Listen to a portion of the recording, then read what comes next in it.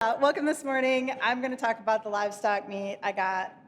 So I'm going to kind of go through these relatively quickly because we have different things to cover here a little bit on the particular animal proteins. So as we're going through it, just kind of to give you an idea on it, animal protein, the supply, basically what we saw for 24, we had an ample meat supply domestically. So this combines everything from production to imports and exports. Altogether, for our total meat supply, when we look at all of them, broilers, pork, and beef, we were up about 0.69%. Look at the individual proteins then, basically. Where we saw was, now this is on our consumption side, so this is how much per capita that we're consuming. In 24, we consumed about 2.1% more broiler than we did in 23. When we look at the prices between January and December, our retail prices, they were up about 3.7%. When we're looking at pork, basically, again, our consumption was up just under 1% relative to 23. The pork prices on average, again, from January to December, were up about 2%. Then when we look at beef consumption, this is the one that really kind of surpassed expectations. We were not expecting this, but basically what we saw was beef consumption for the United States was up about 2.1%. And the reason why I say that this surpassed expectations is that record beef prices, so the all fresh retail beef price in the fourth quarter hit $8.01. But we still are seeing resilient demand for beef, and it really hasn't slowed down yet. So that's basically where we're at looking at it for domestically on the consumption. When we're looking at our exports, then basically, if we're looking at broilers, which is in the top right hand, basically we saw the 24 our 24 exports were down. About the amount that we were down was basically the amount that goes to Mexico. So Mexico is our #1 export market for broilers, for turkey, and for pork. And basically the difference between what we had and the difference for 24 and 23 was the loss of that broilers going to Mexico. When we look at it from turkey's side, just to give you an idea, between January and November, of it, we're basically down just a little bit for 24, but between January and November of 24, 76%, just shy of 76% of our turkey exports went to Mexico. So huge markets that just to give you an idea on how important particular industries. Again, when we're looking at it for pork exports, then basically we were up about 5.2%. The one thing we saw is that they're actually down a little bit going to Mexico, which is our #1 market. So Mexico has a little bit smaller of a share of our pork exports. We're down from about 6%. They're down a little bit of that. But we had strong sales basically going to Taiwan and to other countries, so that helped us increase our pork exports. When we're looking at beef, then, to give you an idea for the beef exports, 2022 was a record year. Exports at about 3.5 billion pounds. 23 was down, and then 24 we're down to about 3 billion pounds, which is about 1.3% less than what we had in 23. We'll see 25 down again as well. So in some ways, what we're seeing with beef is that we're going to be lower production, and then coupling that with the strength of the dollar, that's really kind of hitting our exports on that side. What I point out for this is that when we look at imports, all right, so I want to just point out for you from beef imports, 24 was a record year, 4.42 billion pounds between January and November, and I say November because I'm using monthly data at this point, which is the most recent data that I have. So between that, which is an 18%, almost 19% increase from 23. If you look at it from 24 was the 5th highest month ever for imports. And to give you an idea on how much beef we imported in 24, all 5 of the top highest months ever occurred in 2024. So we're importing a lot of beef. What that meant is that basically when we look at our all beef tariff rate quotas, we've met them for every country. So that meant that they had to stop on a little bit on some of those. So what we'll see starting in January 25, again, probably really increasing and the beef imports will be hitting strong again. So that's the idea of it a little bit on the demand side. When I'm looking at the production, just to give you for turkeys, basically, what we're seeing for both turkey and for broilers is avian influenza still. So since the outbreak, this has really impacted both broilers and turkeys more so. In this year, between January and November, we've had to euthanize approximately 3.7 million birds in the United States. So it's still having an impact, as well as having impact on production and such, which basically meant then that our production is down. Assuming that we can get this continued and further under control, we should see production increase some in 25. When we're looking at it for broilers, the avian influenza really kind of hit hard in the fourth quarter here for 20. Broilers is where that slowed down our production some on that side. So what I say is that even though our broiler production is up 1.3%, it's not up as much as what we were anticipating it to be, mostly because of the avian influenza here that's kind of euthanized it in the latter quarter, and then also slowing of the pound of those birds, of the growth rate. When we're looking at for pork, then essentially what we're seeing here is we're up our production of pork again.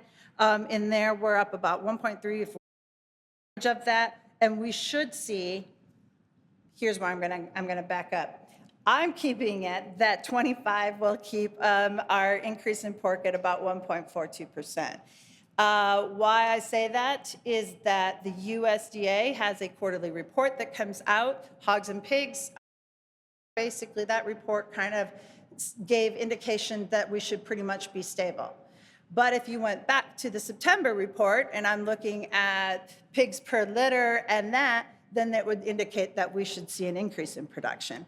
So realistically, what we'll see is an increase in production in pork in the first half, and then we'll be stable towards the end of the year. How that meshes out for an overall, I'm putting at it at about a 1.4% growth in production of pork in 25.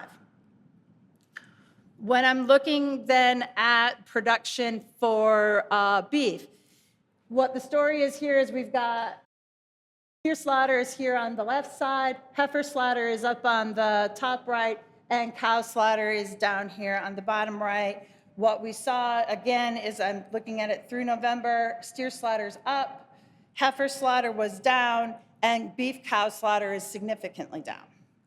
All right? In together, all of that combination means that we actually ended up slaughtering about 3% less. We ended up, though, with significantly higher weights at about 3%.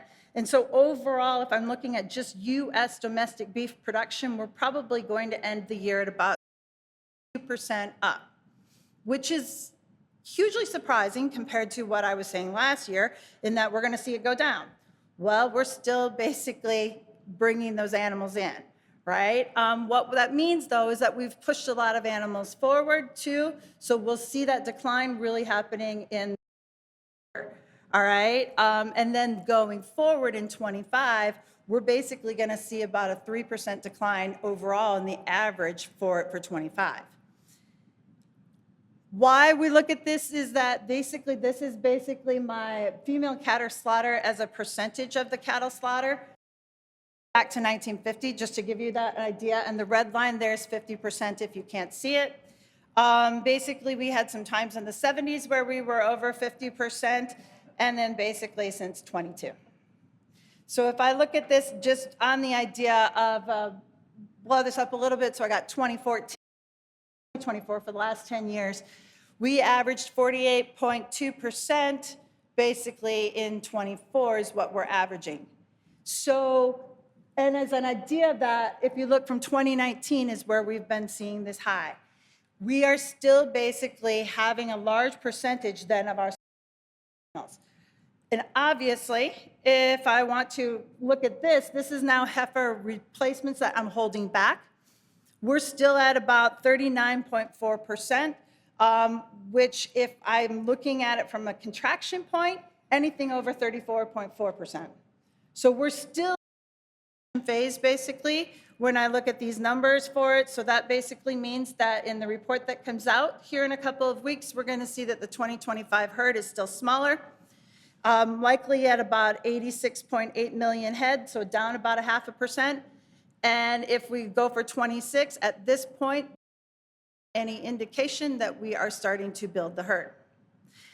That means that, and remember, if we want to have more beef to be able to harvest, we first have to start with holding those heifers back to have them be cows, to be able to breed them, blah, blah, blah, down the road. So it's going still yet before we start building our beef production in the United States.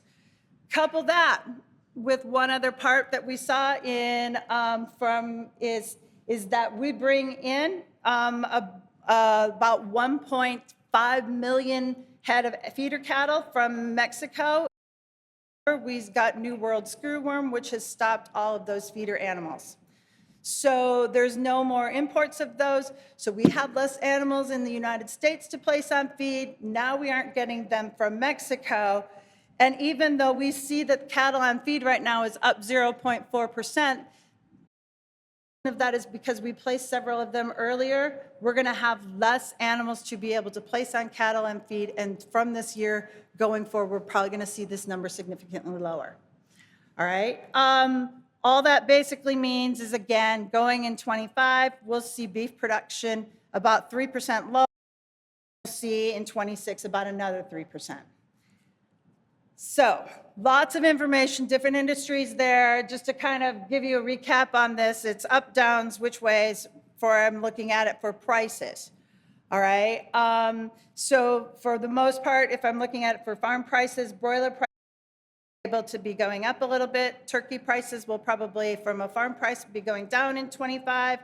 Pork prices will probably be going, or hog prices will be going up a little bit in 25. And beef cattle prices, pork prices will be going down a little bit. And then beef prices will be going up a little bit. Specifically, when I'm looking at it for the animals for beef, is that if I'm looking at it for steers, wow, you get really intimidating. We get is that the steers, I've got a percentage increase or decrease year over year from 23. This looks great, right? So if I'm a beef cattle producer and I'm a feedlot producer, I want to say this is great. Yes, you're getting high prices, you have record prices and so forth, but you're also paying record prices for feeder animal. So although you should be seeing profitability still at this beginning, what this means is that the pendulum is switched for the most part, and the further we get away from the end user when we're looking at an industry like this, the further in a short supply, so beef is a very short supply, the further away we get from an end user, then they're the ones who have the greater profit margin. We're getting to the point where the cow-calf producers are going to have the greater profit margins away from the feedlot producers, which we're really kind of having it last year. And then that's the way in which we're looking at it from right now. When I'm looking at for factors to watch, these are kind of the same ones: value of dollar, any types of animal, and trade policy. All right. Thanks.